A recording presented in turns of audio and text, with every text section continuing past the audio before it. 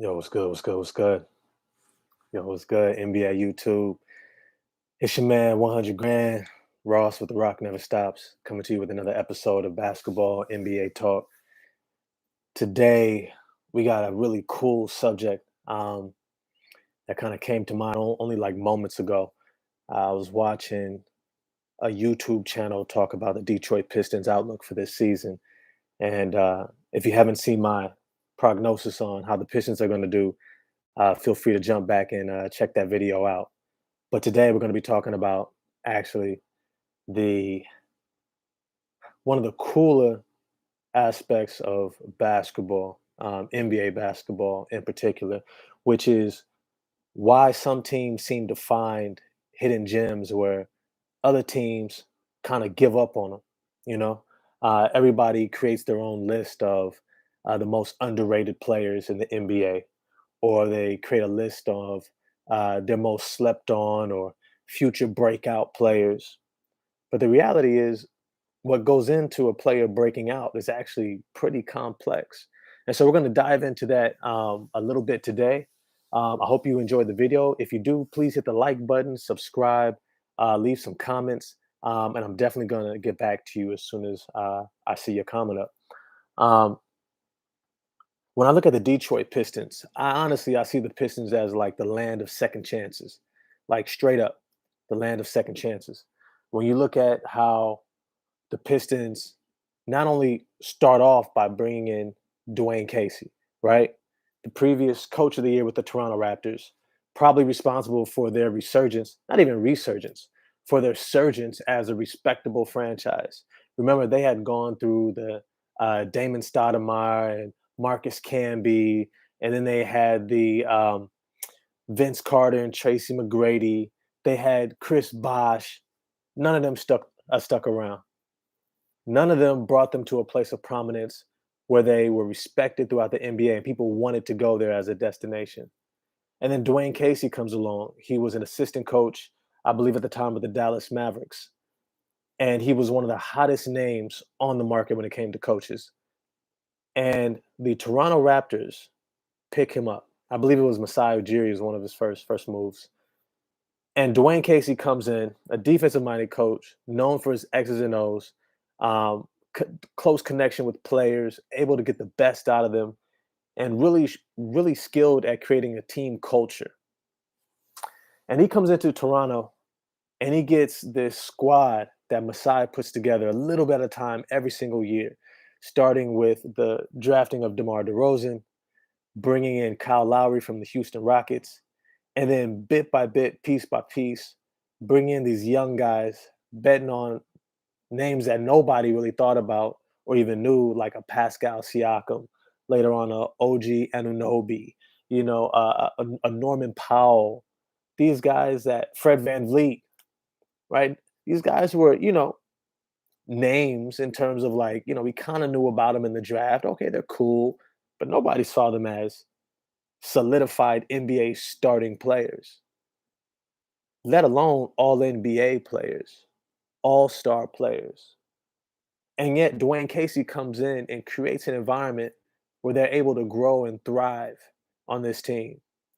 He eventually, after bowing out to LeBron James in the playoffs one time too many, which is really no shame because look, LeBron did it to a lot of people. Did it to a lot of people. If you fired coaches every single time they couldn't get past LeBron, then you're tripping. If you really thought that team was going to beat a LeBron-led team, the one that won the championship, I doubt it.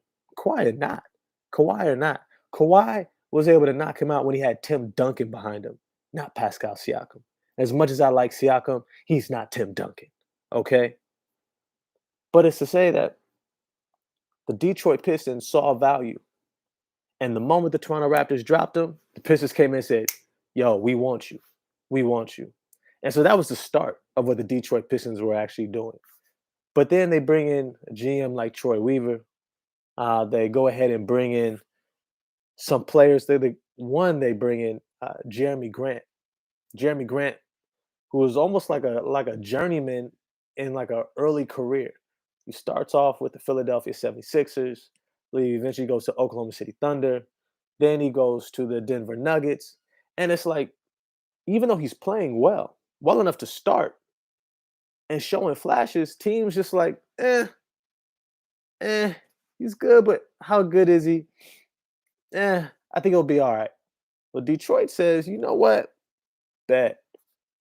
I bet you could be better than all right. Come on over here. In his first year with the Pistons, yo, he's almost an all-star. One of the top players for the most improved player of the year award. But they don't stop there. They decide to go ahead and bring in Josh Jackson.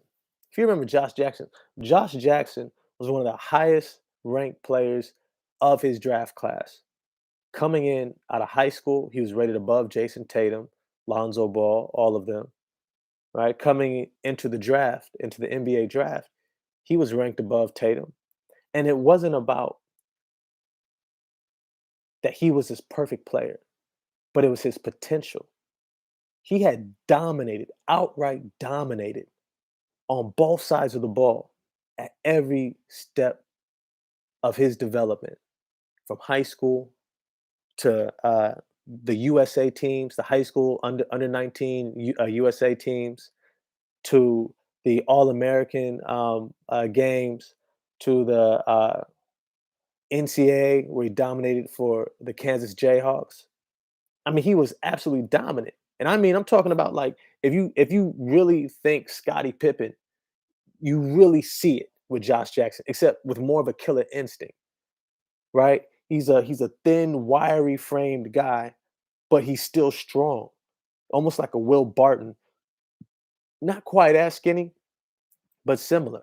Very physical, but extremely skilled. Could play some point guard, can facilitate your offense, can defend probably 3 to 4 positions, literally from point guard to small forward or small ball power forward, right? Plays above the rim, has incredible bunnies.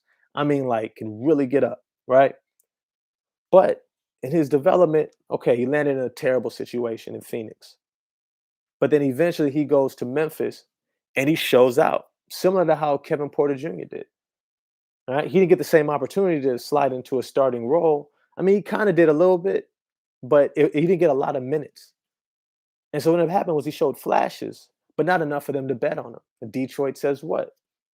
Come on in, we got you. But they don't stop there. You look at guys like Frank Jackson, a similar product, high recruit out of Duke, a university. Um, and when you really look at how some of these blue blood schools, the Kentucky, Kansas, uh, Duke, North Carolina, there's a lot of top ranked players that go to these programs, but they get overshadowed. Gary Trent Jr. is a perfect example who also went to Duke, got overshadowed. And next thing you know, they drop in the draft. People forget about them quickly, especially if they have an injury early on. And so Frank Jackson, I believe he was in with the New Orleans Pelicans, right? Didn't really get an opportunity. Started off his career in the NBA injured, dealt with an injury. I think it was like a foot or ankle injury.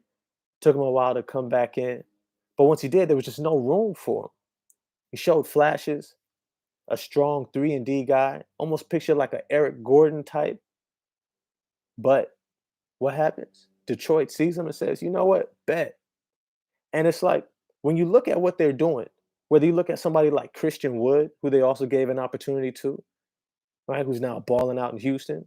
Kelly Olynyk, who they picked up out of Houston after last season balling out, or whether it's somebody like a Luca Garza, right, coming in out of the University of Iowa, right? Everybody saw him. He was way too big, overweight to be able to play in the NBA because of the style of play in the NBA. They saw his skill, but they were like, it doesn't really suit what the NBA is. But Detroit says, you know what? We got you. We got you. Come on over here.